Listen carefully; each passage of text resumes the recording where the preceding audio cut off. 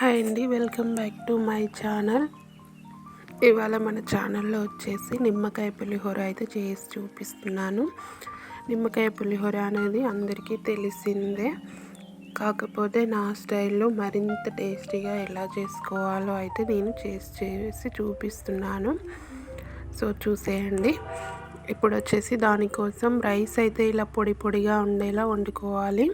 Next ఒక pan పెట్టుకొని అందులో 2 టేబుల్ స్పూన్ల ఆయిల్ వేసుకోవాలి. వేసుకున్న తర్వాత ఇందులో కొంచెం ఆయిల్ హీట్ అవ్వగానే పోపు దినుసులు అయితే వేసుకోవాలి. జీలకర్ర, ఆవాలు అండ్ అలాగే శనగపప్పు వేసుకుంటున్నాను. ఇవైతే మంచి కలర్ వచ్చేంత వరకు అయితే ఫ్రై అవ్వాలి. నెక్స్ట్ వచ్చేసి ఇందులో పల్లీలు వేసుకుంటున్నాను. ఇలా పల్లీలు వేసుకొని పల్లీలు కూడా మంచిగా ఫ్రై అవ్వాలి ఆయిల్లో. అయితే మీడియం ఫ్లేమ్లో పెట్టుకొని ఫ్రై చేసుకోవాలి ఇవన్నీ. నెక్స్ట్ వచ్చేసి గుప్పెడు కరివేపాకు అయితే వేసుకుంటున్నాను. పులిహోరలో కరివేపాకు కదండి అసలు ఫ్లేవర్ అనేది, సో కొంచెం ఎక్కువ వేసుకోవాలి. నెక్స్ట్ వచ్చేసి ఒక 5 పచ్చిమిర్చి అయితే వేసుకుంటున్నాను. మీ కారానికి తగ్గట్టు మీరు వేసుకోవచ్చు. పచ్చిమిర్చి కూడా వీటన్నిటితో పాటు ఆయిల్లో బాగా ఫ్రై అవ్వాలి. నేనైతే ఇందులో కొత్తిమీర వేస్తున్నానండి పోపులోనే. టేస్ట్ చాలా బాగుంటుంది, ట్రై చేయండి. యాక్చువల్గా అయితే వేయరు, బట్ నేను వేస్తున్నాను, ఒకసారి ట్రై చేయండి. నెక్స్ట్ వచ్చేసి ఇందులో 1 టీ స్పూన్ అయితే పసుపు వేసుకోవాలి.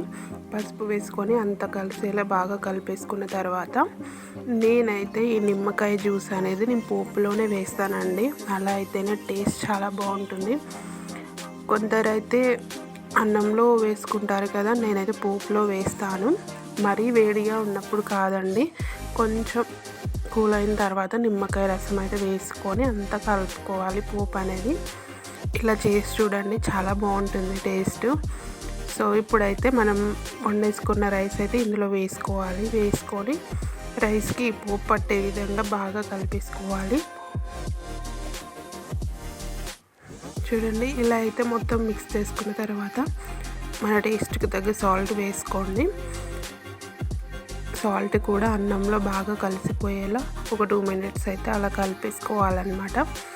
అంతేనండి, ఎంతో టేస్టీగా సింపుల్గా అయిపోయే నిమ్మకాయ పులిహోర అయితే రెడీ అయిపోయిందండి. పిల్లల లంచ్ బాక్స్లోకి అయితే ఈజీగా ఉంటుంది అండ్ అలాగే టేస్టీగా తింటారు కూడా పిల్లలు. సో తప్పకుండా ట్రై చేయండి, ఇలా నా స్టైల్లో చేసుకోండి. చాలా టేస్టీగా చాలా బాగుంటుంది. సో వీడియో నచ్చితే మాత్రం లైక్ చేయండి, షేర్ చేయండి, కమెంట్ చేయండి. అలాగే మన ఛానల్ని సబ్స్క్రైబ్ చేసుకోవడం మాత్రం మర్చిపోవద్దండి.